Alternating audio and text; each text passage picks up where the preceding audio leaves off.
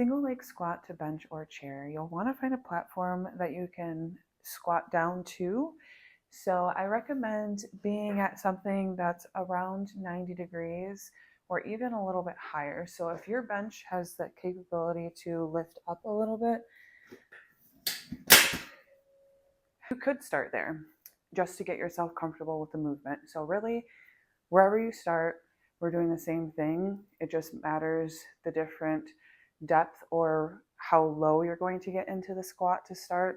You can feel free to start here and then move it down. There's even a decline to where it comes down like this as well. But we'll start, for the purposes of this video, in the middle. So you'll want to stand with one foot right underneath of your hip. The other foot is going to reach out. You can have the leg straight or you can bend the knee. Again, just depending on what your anatomy and what you're working with. You can do this with no weight. You don't have to hold a weight, but it might help to have something in your hands that can help as a counterbalance, or it might not. Totally dependent on what you're working with. You want to make sure that standing foot, we're going to try and keep that big toe down on the ground the whole time. So you want to, like a tripod, pinky toe, big toe mound, and then one point in your heel.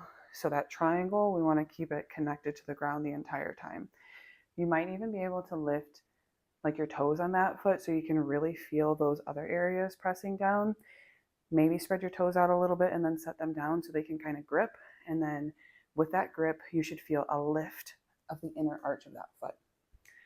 So prepare, you'll stand in your position, leg straight or bent, that's lifted, and then you'll start to squat down. We're going to move slow for this first round because it's going to feel a little strange if you've never done this before.